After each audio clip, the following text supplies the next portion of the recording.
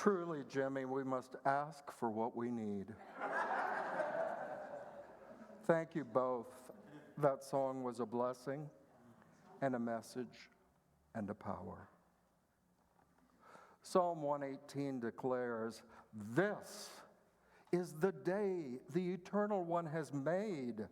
Let us rejoice and be glad in it." After all these weeks of Lenten contemplation, questions in our minds and hearts about the process, the journey toward Easter, we have arrived. We are one in the realization of life. For this question of life is appropriate for all of us, no matter what our season of life may be. Let's begin. Let's recall the first day of resurrection as Mary Magdalene experienced it outside the tomb. This is the story recorded in John's Gospel. Imagine, after hearing that beautiful song, what Mary's experience was. The man, the teacher, the guide who had meant everything to her, changed her life, had been brutally killed and laid in a stony tomb. On that third day, Mary stood weeping outside the tomb. As she wept, she bent over to look into the tomb, and she saw two angels in white sitting where the body of Jesus should be. They said to her, "Woman, why are you weeping?" She said to them, "They've taken away my Lord, and I do not know where they have laid him." For she had come after the Sabbath to prepare his body with herbs and oils, which was the right custom of their people. When she had spoken, she turned around and she saw Jesus standing there, but she did not know that it was Jesus. Jesus said to her, "Woman, why are you weeping? Whom are you looking for?" Supposing him to be the gardener, she said to him, "Sir, if you have carried the body away, tell me where you have laid him, and I will take him away." Jesus said to her, "Miriam." She turned and said to him in Hebrew, "Rabboni," which means teacher. Jesus said, "Now, do not touch me, do not grasp me, because I have not yet ascended to the Father. But go to my brothers and say to them, I am ascending to my Father and your Father, to my God and your God." Mary ran off and announced to the disciples where they were gathered, "I have seen the Lord." And she told them that he had said these things to her. Imagine the surprise. Imagine her making that connection from one that she was so devoted to, cruelly killed, and realizing this living man standing in front of her was the same spirit, the same soul she loved, but alive. Richard Rohr, the author, notes that St. Paul, discerning, working with early Christian concepts in the first century, wrote to the Corinthians, "If there is no resurrection from death, Christ himself cannot have been raised. He hints at a fundamental of life. Life does not end. This is affirmed to this day in the Catholic funeral liturgy, which begins, "Life is not ended, it is merely changed." Rohr puts it simply, nothing truly good of God can die. Our question of faith is, do we consistently, steadfastly, with conviction, hold to this truth that life is eternal? In my office, I have a little treasure of Unity history, a little pamphlet from Unity, and it's dated and autographed by Myrtle Fillmore, dated 1918, and she quoted the scripture, "To know God aright is life eternal." To know God aright, the power, the eternity, the triumph over all. To know that truly is to know the essence of the eternality of life. To grasp this essential truth that God is the source of all, we are God's creation. Therefore, we must have our Creator's quality of eternality in our spiritual essence, the core of our existence. Our spiritual DNA was created for living, not dying. Wow. Wow. Myrtle's husband, Charles Fillmore, called this a stupendous invitation. I love that. A stupendous invitation, not only on Easter Sunday, but every day of our lives, to enter this idea, to be invited into this understanding that life may change, but it never ends. We will, all of us, in due time, lay our physical body down, but our spirit is forever. In the Greek language, the word anastasis means to resurrect. It means literally translated, to stand up again. To stand up again. And I like to note, by the way, that my name Stacey, thought to come originally from Greek, comes from that root, anastasis. You'd think I could remember this ever-present ability to recreate, make new, lift up, that is to stand up again, stasis, but I struggle too. I don't know what the future holds. Even this very morning, when I arrived at 6 a.m. to put things like this together, to cut flowers and get our communion service in order, wow, my energy was sinking. How am I going to get this done on time? How am I going to get it ready when everyone arrives? And caught myself in this kind of posture. And I had to grasp that resurrection idea, as Charles Fillmore called it.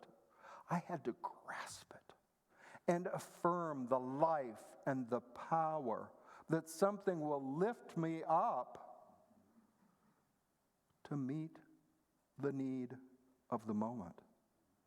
Not the need 2,000 years ago in Jerusalem, although that was mighty important, but to meet the practical need of my life here and now.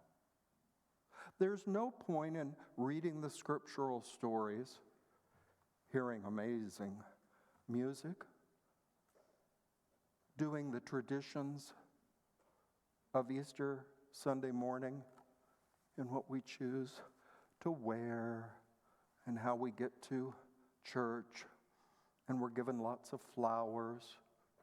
All of that is pointless. Those are all symbols to get our joy, our energy rising, to lift us up where we truly belong. But it's all for naught if you don't carry this Easter idea, this power of resurrection from this sanctuary today into the rest of your hours of April 5th, your tomorrows of April 6th, 7th, 8th, and on. If this is not a living conviction of your soul, then what's the point? I'll see you in 10 years. Maybe we'll get back together.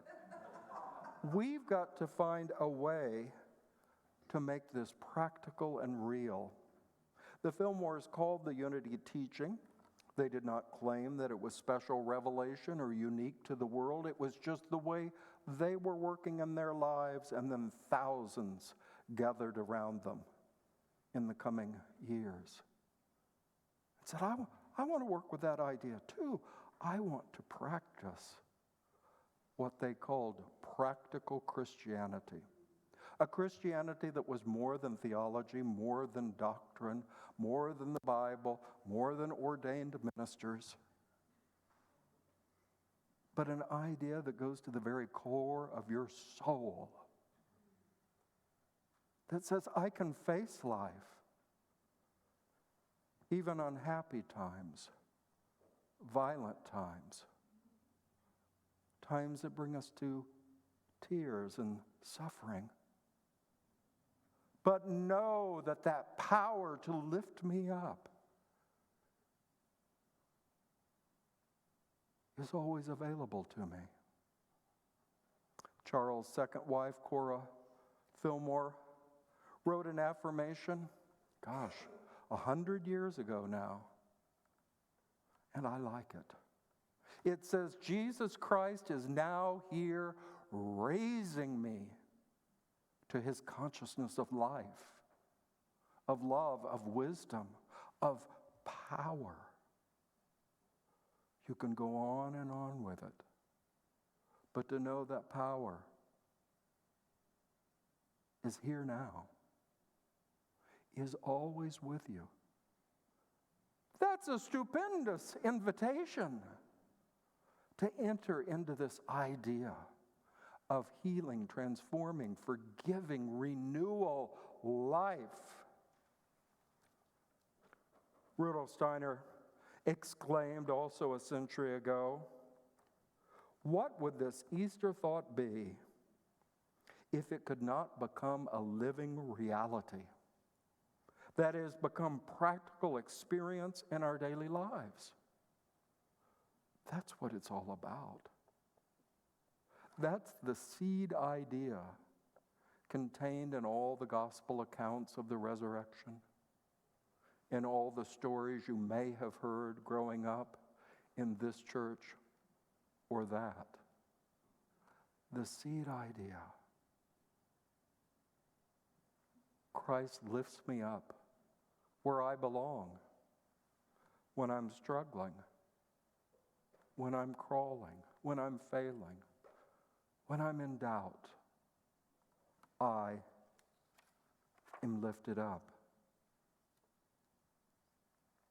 We all have our challenges. We all have our times that we need encouragement. Perhaps we're struggling with our physical health. Perhaps we're struggling in a relationship. Perhaps our finances or the overall needs we need for daily living seem to be depleting or being eaten up by inflation. Whatever our struggle may be, Christ has provided an answer. Well, I want to introduce a time for us to have an inner experience and guided meditation, and then our flower ceremony. But this is just what I've been talking about. If you just walk through this ceremony with the flowers, and that's the end of it, well, glad you have a good time. The idea is to plant an image in your mind that you can call upon throughout this entire year and beyond when you feel low down. To see this image. So first, we begin. I'm going to ask you to gently close your eyes and call to mind something in your life that you have entombed. What I mean by that is something that you've put away as over, perhaps dead, hopeless, impossible. And just allow that to come into your awareness. You don't have to feel it so deeply that it brings you to tears, unless that is your choice. But just acknowledge something that has been a disappointment. Some kind of grieving in your life.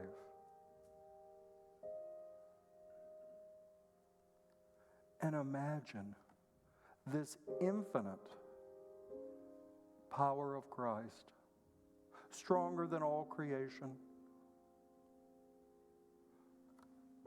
stronger than any government response, any conflict with other people. There is a power to raise you up where you belong.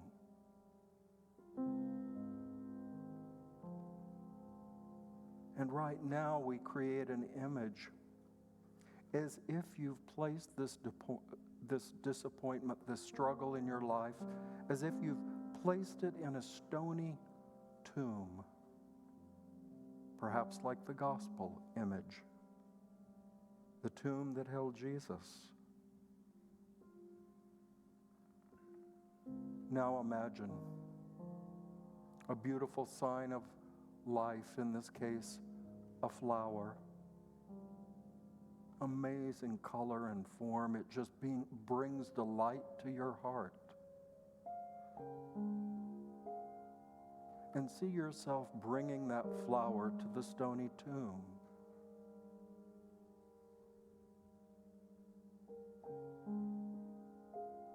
And that represents you are bringing an idea of life, of beauty, of truth, and bringing that to this tomb you have imagined.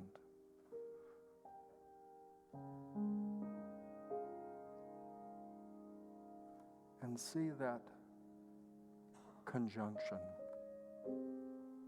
Something living and beautiful and true placed next to a place that symbolizes endings.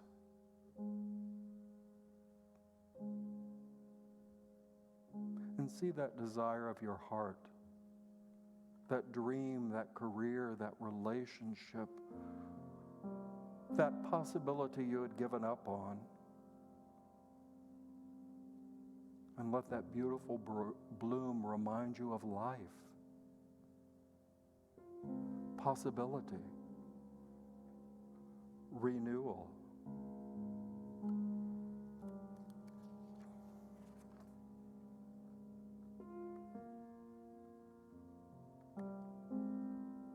And experience the meaning of this affirmation.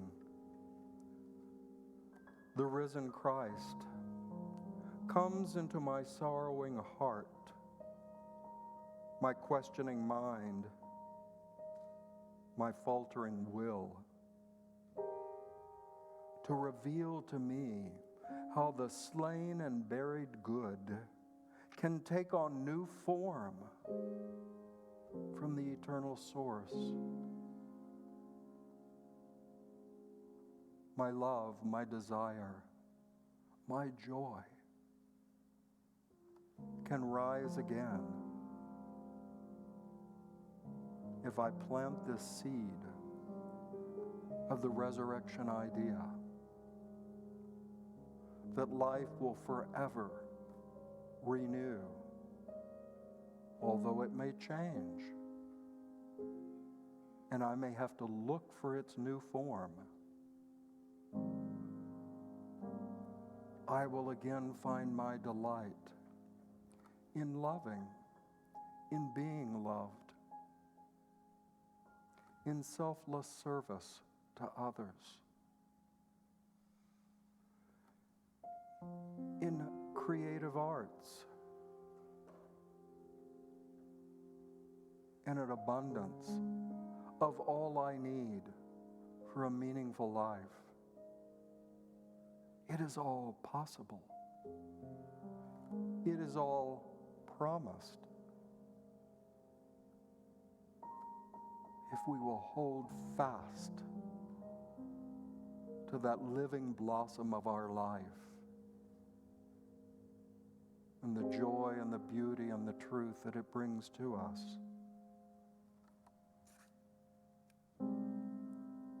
So as you are ready, gently allow your attention to return to this outer sanctuary, this beloved community of which you are a part. And I'm going to ask you, at least for this week, recreate that image. Something lost and something gaining new life. So that you can call on that image anytime that you despair, that you struggle, that you stumble. You can recall, you lift me up where I belong. And so it is. And I ask you, we won't do this formally, but I do ask that you come down the aisle as you are ready and thoughtfully place your bloom at this stony tomb. And at the end of the ceremony, see the image we have created as a community. What once seemed hopeless, we are bringing together into new life. So, when you are ready, stand, come forward, and return to your seat. And will the ushers, never mind. Carlotta has a basket. If you didn't get a flower, you can get one from the basket right here. And I think there are enough there. You can get a flower to remember someone else in your life that may be struggling, and add to that image that they too are being lifted